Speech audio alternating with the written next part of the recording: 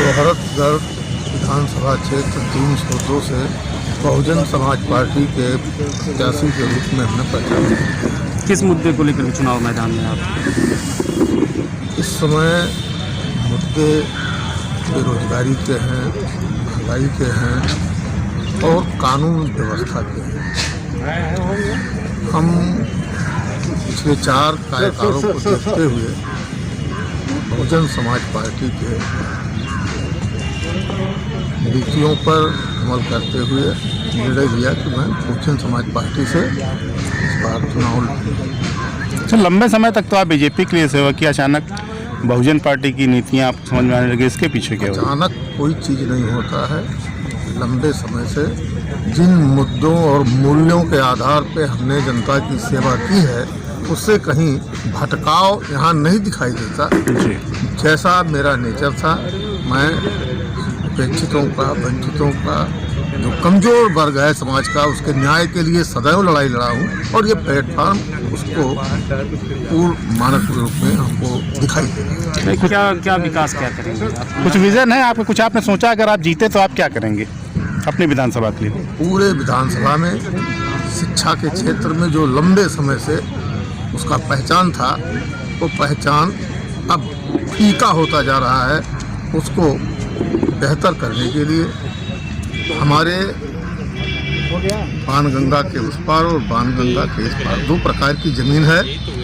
इधर मटियार दोमट जो ज़मीन है उसके लिए उन्नतशील फसलों को किसानों को मुहैया कराना, और जो बाणगंगा के उस पार है जो बलुई दोमट है वहाँ गन्ने की खेती का पुनः प्रोत्साहन करना। बहुत अच्छे तरह से वहाँ पे गन्ने की खेती होती थी हमारे बचपन में। किसान उस समय समृद्ध हुआ करता था। आज मैंने देखा एक तो खेती से किसानों को कोई लाभ नहीं हो रहा है और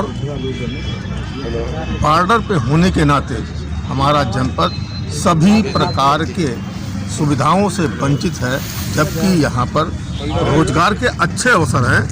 एक पर्यटक के रूप में इसको विकसित किया जा सकता है। तमाम प्रकार के उद्योग धंधों को यहाँ से प्रोत्साहित किया जा सकता है, उसको लगवाया जा सकता है और जो पिछड़ापन है उसको दूर करने के लिए अच्छी शिक्षा और सबको रोजगार के विषय में अगर सदन में जाकर के यहाँ का जनप्रतिनिधि कुछ करना चाहेगा तो निश्चित। इस बार आपके चुनावी मुद्दे क्या हैं जी? चुनावी मुद्दे क्या होंगे इस बार आपके, जबकि 9वीं बार आप आए हैं? थोड़ा नीचे करो। अब हमारे प्रदेश के मुद्दे या संकल्प पत्र जो जारी किया गया है उसके सहित हमारे विधानसभा के सर्वाधिक और या सर्वांगीण विकास करना हर एक क्षेत्र में वो हमेशा प्राथमिकता रहता ही है, इस समय में भी रहेगा।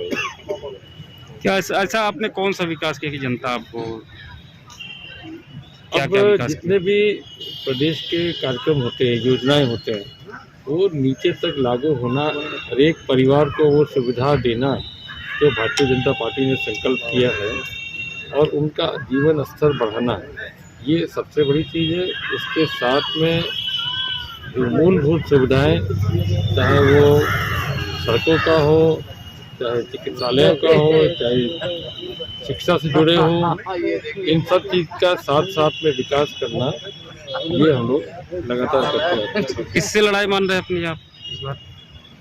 अब इस समय तो क्योंकि पर्चा मैंने आज दाखिल किया तो अभी कोई दिख ही नहीं रहा है, सामने कोई आ ही नहीं रहा है, तो कुछ पता तो चले कि कौन आ रहा है। फिलहाल तो हम ही हैं अकेले।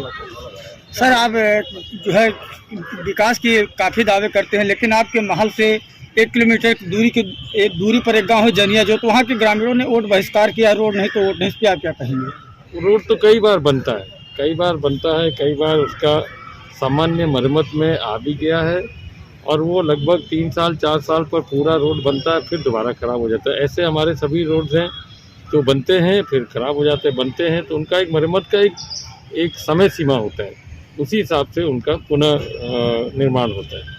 तो वो समय के साथ बन जाएंगे, कोई ऐसी बात नहीं। उनको मनाएंगे फिर?